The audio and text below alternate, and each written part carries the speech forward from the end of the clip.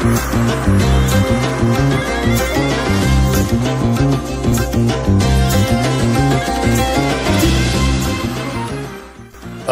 আলাইকুম রহমতুল্লাহি ওয়া বারাকাতুহু।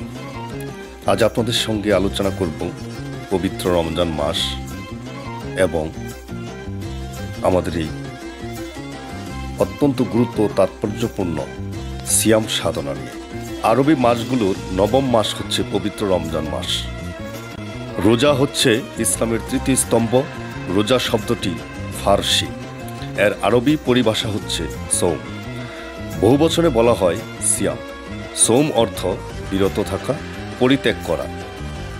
পরিভাষায় সৌম হল আল্লাহর সন্তুষ্টি কামনায় সুবহে সাদিক থেকে সূর্যাস্ত পর্যন্ত নিয়ত সহকারে পানাহার থেকে বিরত থাকা। রোজা ফরজ করা হয় দ্বিতীয় হিজরির শাবান মাসে। এই সম্পর্কে পবিত্র কোরআনের সূরা বাকারার 183 নম্বর আয়াতে বলা হয়েছে, হে মুমিনরা, তোমাদের প্রতি রোজা ফরজ করা হয়েছে যেমন ফরজ করা হয়েছিল তোমাদের পূর্ববর্তীদের প্রতি, যাতে তোমরা আল্লাহ ভীরু হতে পারো, পরহেজগার হতে পারো। এই আয়াত থেকে আমরা বুঝতে পারি রোজার বিধান দেওয়া হয়েছে তাকওয়া অর্জনের জন্য, গুনাহ বর্জন করে আল্লাহর সন্তুষ্টি অর্জনের মাধ্যমে জান্নাতের উপযোগী হওয়া, নিজেকে পরিশুদ্ধ করার জন্য। হাদিসে বর্ণিত হযরত ইব্রাহিম আলাইহিস সালামের সহিফা রমজানের 1 তারিখে, তাওরাত রমজানের 6 তারিখে, জাবুর রমজানের 12 তারিখে, ইনজিল রমজানের 18 তারিখে এবং পবিত্র কোরআন শরীফ কদরের রাত্রিতে নাজিল হয়েছে। ইসলামিক দৃষ্টিকোণ থেকে বুখারী শরীফে বর্ণিত হাদিসে হযরত আবু হুরায়রা রাহমাতুল্লাহ আলাইহি বলেন, হযরত মুহাম্মদ সাল্লাল্লাহু আলাইহি সাল্লাম ইরশাদ করেন, যে ব্যক্তি ঈমানের সঙ্গে সওয়াবের আশায় রমজানের রোজা রাখবে তার অতীতের গুনাহগুলো মাফ করে দেওয়া হবে।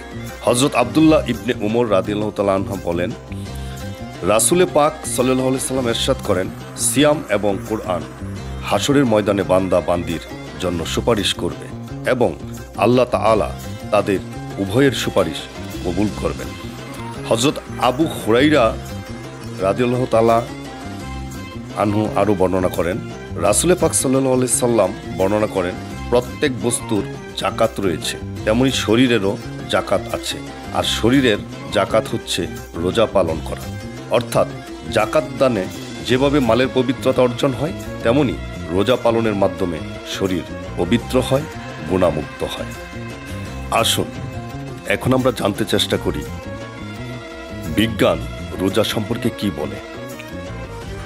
বৈজ্ঞানিক দৃষ্টিকোণ থেকে রোজা শুধু একটি ধর্মীয় আচার নয়, বরং এটি শরীর ও মনের জন্য গভীর ইতিবাচক প্রভাব ফেলে।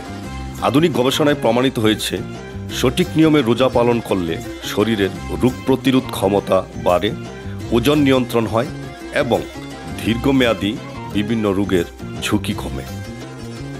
বৈজ্ঞানিক গবেষণায় দেখা গেছে, নিয়মিত রোজা বার্ধক্য প্রক্রিয়া ধীর করে এবং জীবনের আয়ুষ্কাল বৃদ্ধি করতে সহায়ক।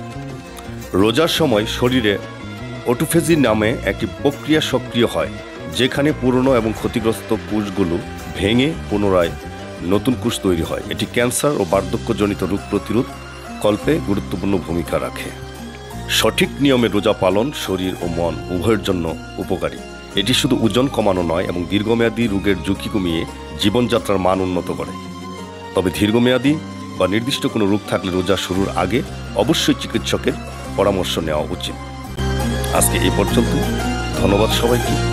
ভালো থাকুন, সুস্থ থাকুন।